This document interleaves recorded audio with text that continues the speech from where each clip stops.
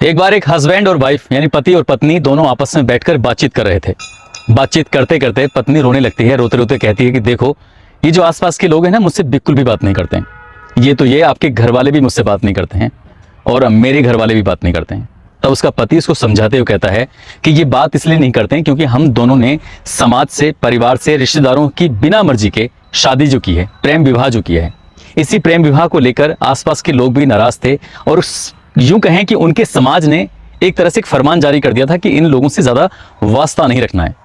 इसलिए सबके सब लोग जब इनसे रुष्ट रहते थे तब पति और पत्नी ने मिलकर एक प्लान बनाया। एक ऐसा प्लान, एक ऐसा षड्यंत्र। उन्होंने कहा कि इन गांव वालों को, इन रिश्तेदारों को, इन समाज के लोगों को एक सबक सिखाना चाहिए। और जब सबक सिखाने की प्लानिंग करते हैं तो उस प्लानिंग से न केवल गांव वाले परेशान हो जाते हैं बल्कि उत्तर प्रदेश पुलिस के भी पसीने छूट जाते हैं। यही नहीं, मुख्यमंत्री योगी आदित्यनाथ जो कि एसी के रूम में बैठे हुए थे, वो भी कहीं ना कहीं पसीने पूछने लगते हैं और वो ऐसा षड्यंत्र रचते हैं कि उस षड्यंत्र की गूंज आज भी उस इलाके में गूंजती है। जब भी लोग इस घटनाक्रम को याद करते हैं तो लोग सिरहन उठते हैं, उनके अंदर से कहीं ना कहीं एक कपकपी सी छूटने लगती है। बात ही कुछ ऐसी थी। आदाब, नमस्कार, सत श्री अकाल। मैं उस्मान सैफी। आज की जो सच्ची घटना मैं आपको सुनाने जा रहा हूँ, ये सच्ची घटना है उत्तर प्रदेश का एक जिला है फर्रुखाबाद, और फर्रुखाबाद का एक थाना लगता है मोहम्मदाबाद। दरअसल इसी थाना क्षेत्र का गांव है करथरिया। बात कर रहा हूं 29 जनवरी 2020 की। लगभग 4:30 बजे के आसपास 112 नंबर पुलिस कंट्रोल को फोन पहुंचता है और वो कहते हैं कि साहब, गांव का ही एक व्यक्ति है जिसका नाम है सुभाष बाथम और उसकी पत्नी रूबी। इन्होंने लगभग 10-11 बच्चों को अपने घर के अंदर कैद कर लिया है।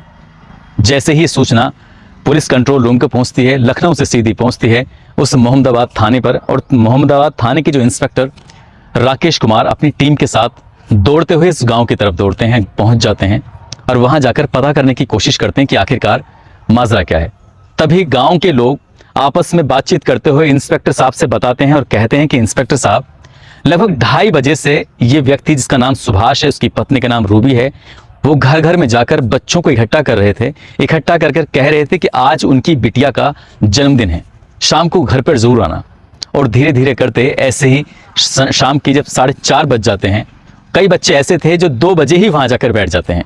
2 बजे से ही इंतजार कर रहे थे खाने पीने का। तभी एक व्यक्ति जब गांव का अपनी बेटी को लेने के लिए उस घर के दरवाजे को खटखटाता है। लोहे का वो दरवाजा था और उसको जैसे ही नॉक करता है, कहता है कि मेरी बेटी को भेज दो। तो अंदर से लगभग जो जमीन से उठा हुआ लगभग 3 इंच, या कह सकते हैं कि इतना जितना हिस्सा आप देख रहे हैं, इतना ऊंचा उठा हुआ दरवाजा था जमीन से। तभी वहां से एक तमंचा निकलता है और उसमें से गोली चलती है।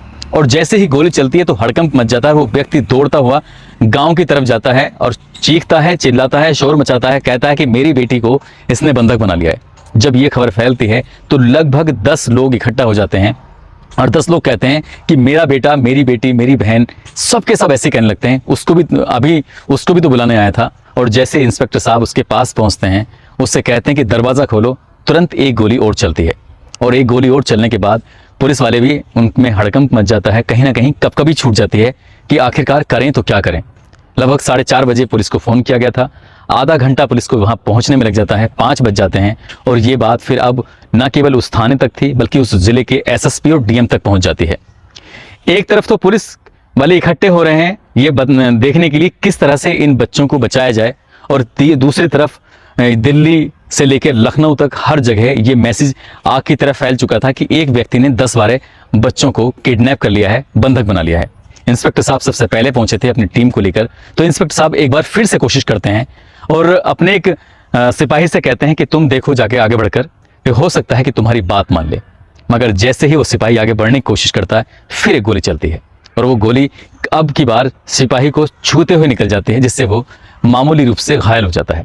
अब ये बात मुख्यमंत्री से लेकर डीजीपी और दिल्ली हर जगह फैल चुकी थी। उधर जिनके बच्चे गायब थे वो लोग भी सामने आने लगते हैं। अब तक संख्या 10-11 बताई जा रही थी। धीरे धीरे करके ये संख्या 20-21 इस तरह से पार होते होते संख्या 23 तक पहुंच जाती है। उसमें कोई 10-12 साल का बच्चा भी है, कोई 15 साल का बच्चा भी है, कोई 5 साल का भी है, कोई 2 साल का भी है। इसी तरह से वो जो आसपास के मोहल्ले के बच्चे थे, 23 बच्चों को उसने बंधक बनाया हुआ था और बंधक बनाकर अंदर ही रखा हुआ था। और जो भी आगे बढ़ने की कोशिश कर रहा था, तुरंत ही वो अंदर से गोली चलाता था, जिसकी वजह से फिर किसी की हिम्मत नहीं पड़ रही थी। ये सब देखते हुए इंस्पेक्टर राकेश कुमार ने अपने और 2 साथियों के साथ आगे बढ़ने की जैसी ही कोशिश की है, तुरंत अंदर से ग्रेनेड आता है और ग्रेनेड फट जाता है। उसके ग्रेनेड फटते ही इंस्पेक्टर राकेश कुमार गंभीर रूप से घायल हो जाते हैं। साथ ही 2 जो सिपाही साथ में होते हैं वो भी गंभीर रूप से घायल हो जाते हैं। और यहाँ पर डीएम और एसएसपी को जब सूचना मिलती तो रात के लगभग 8 बज चुके थे, लेकिन उस व्यक्ति ने हिम्मत नहीं हारी और उन लोगों को अंदर ही बंधक बना के रखा था। गांव में चीख पुकार मच जाती है। जिनके बच्चे अंदर बंद थे वो बच्चों के माँ बाप, उनके परिवार के लोग बुरी तरह से रोने लगते हैं। धीरे धीरे करके ऑफिसरों का वहां पर जमघट लगना शुरू हो जाता है और सभी की एक ही कोशिश थी कि एक भी बच्चे को खरोंच नहीं आनी चाहिए, किसी भी तरकीब से, किसी भी सूरत से आखिरकार इन बच्चों को बचाना है। मगर पुलिस वालों की जितनी भी तरकीबें थीं वो नाकामयाब हो रही थीं। डीएम और एसएसपी जब मौके पर पहुंच जाते हैं, गांव में पूछा जाता है कि इस व्यक्ति का सबसे करीबी आदमी कौन है। तब पता चलता है कि गांव के जो दुबे जी हैं वो इसके दोस्त हैं, बहुत ज्यादा करीबी हैं। जल्दी से दुबे जी को बुलाया जाता है। दुबे जी आते हैं और आकर बड़े ही हिम्मत करके, क्योंकि बचपन के दोस्त थे, आके दरवाजा जैसे ही खटखटाते हैं, कहते हैं कि अरे सुभाष, मैं हूं तेरा दोस्त, तेरा बचपन का यार, दरवाजा खोल, जो बात है तू मुझे बता, मैं देखता हूं।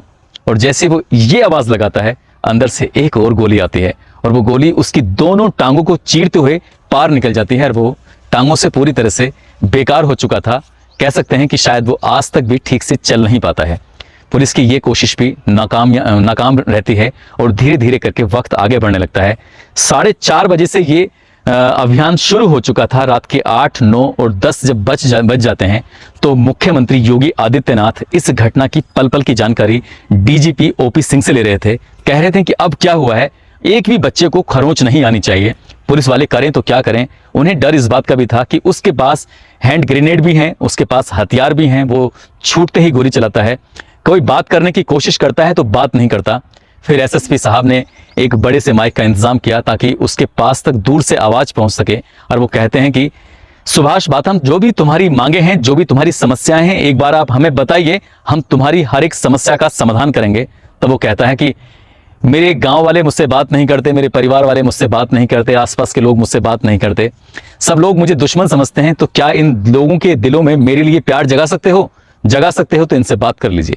जब ये एसएसपी के पास बात पहुंचती है तो एसएसपी भी बड़े परेशान हो जाते हैं, सोचने पर मजबूर हो जाते हैं कि आखिरकार क्या वजह है। तब गांव वाले बताते हैं कि साहब, इस व्यक्ति ने परिवार से, समाज से अलग हटकर प्रेम विवाह किया था, इसलिए गांव के लोग इससे नफरत करते थे और शायद इसी नफरत की, इसी टीस की वजह से इसने गांव के 23 बच्चों को अंदर बंद कर लिया है।